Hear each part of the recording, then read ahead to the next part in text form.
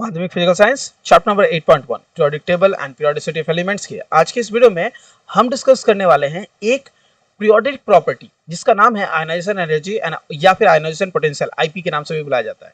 ये प्रॉपर्टी कैसे वैरी करती है ग्रुप ऑफ पीरियड में डिटेल में डिस्कस करने वाले हैं। चलिए स्टार्ट करते हैं आज का वीडियो। और मैं स्ट्रांगली कहूंगा कि आप अगर इस चीज को यानी हमारे एटॉमिक साइज और एटॉमिक रेडियस को नहीं समझे हैं तो आज की इस वीडियो में आपको बहुत प्रॉब्लम होने वाली है। एटॉमिक साइज और एटॉमिक रेडियस को जरूर वीडियो को अच्छे से समझ ले तभी इस वीडियो पर आए। तो चलिए आज का वीडियो स्टार्ट करते हैं, देखते हैं आयनाइजेशन एनर्जी और आयनाइजेशन पोटेंशियल के बारे में।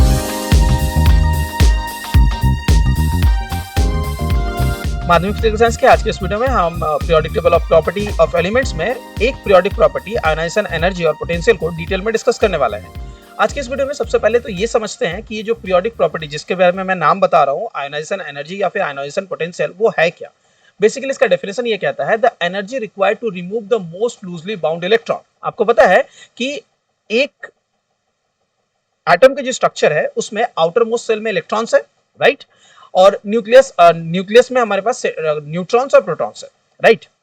ये जो आउटर मोस्ट का इलेक्ट्रॉन है इसे अगर आप रिमूव करना चाहते हैं, इसे आप बाहर भेजना चाहते हैं तो आपको यहां पर कुछ एनर्जी ऐड करना पड़ेगा। क्लियर? जैसे आप इसको एनर्जी देंगे ये आउटर मोस्ट सेल से छोड़कर बाहर निकल जाएगी। ये अमाउंट ऑफ एनर्जी जो आप यहां पर ऐड करेंगे इसी अमाउंट ऑफ एनर्जी की बात की जा रही है। ये जो अमाउंट ऑफ एनर्जी है जो सबसे लूजली बाउंडेड इलेक्ट्रॉन को रिमूव कर सकती है, ये अमाउंट ऑफ एनर्जी हमारी आयनाइजेशन एनर्जी या फिर आयनाइजेशन पोटेंशियल्स के नाम से जाना जाता है। इसे आयनाइजेशन एनर्जी कहना ज्यादा मेक सेंस करता है क्योंकि ये एक अमाउंट ऑफ एनर्जी है और आयनाइजेशन पोटेंशियल से बाद में आप भूल सकते हैं। इसलिए क्या समझना है, ये एक अमाउंट ऑफ एनर्जी है जो आप किसी इलेक्ट्रॉन को देते हैं जिसकी वजह से ये आउटर मोस्ट सेल से बाहर निकल जाती है। इस इलेक्ट्रॉन के बारे में एक बात आप कह सकते हैं कि ये सबसे लूजली बाउंड इलेक्ट्रॉन होना चाहिए, यानी सबसे बाहर सेल का होना चाहिए, उस इलेक्ट्रॉन की बात की जा रही है। चलिए अब आगे बढ़ते हैं।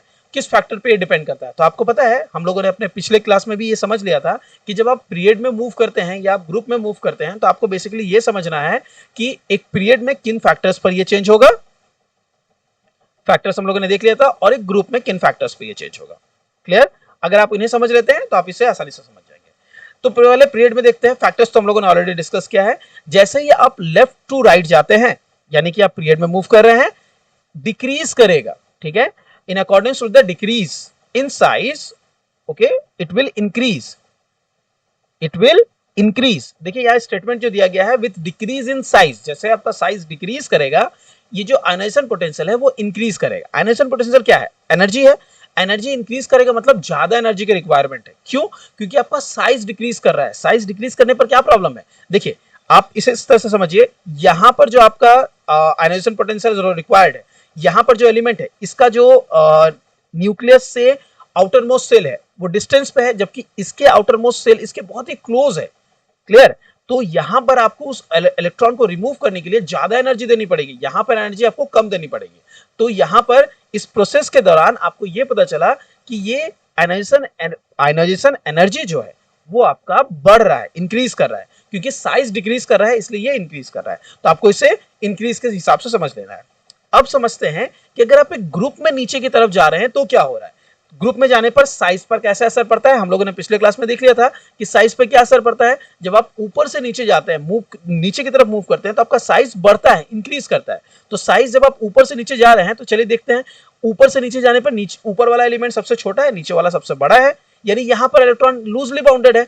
तो यहां पर आप इजीली रिमूव कर देंगे इलेक्ट्रॉन्स। तो ऊपर से नीचे जाने पर ये बाहर का इलेक्ट्रॉन है, इजीली आप रिमूव कर सकते हैं। आपको कम आयनाइजेशन एनर्जी की जरूरत पड़ेगी, जबकि यहां पर आयनाइजेशन एनर्जी की ज्यादा रिक्वायरमेंट होगी। तो ये डेल्टा बड़ा होगा, ठीक है, और ये वाला डेल्टा छोटा होगा। एनर्जी की बात कर रहे हैं तो ऊपर से नीचे जाने पर क्या देख रहे हैं, आपका आयनाइजेशन एनर्जी जो है वो डिक्रीज कर रहा है, राइट। आयनाइजेशन एनर्जी जो है वो डिक्रीज कर रहा है।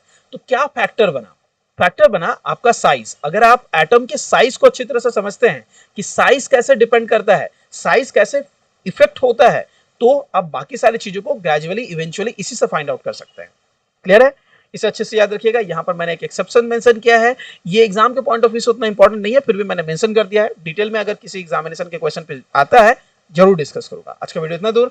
अगले क्लास में हम इस चैप्टर को डिस्कस करते हुए मिलेंगे जहां पर मैं आयनाइजेशन पोटेंशियल के बाद इलेक्ट्रोनेगेटिविटी के बारे में समझाऊंगा।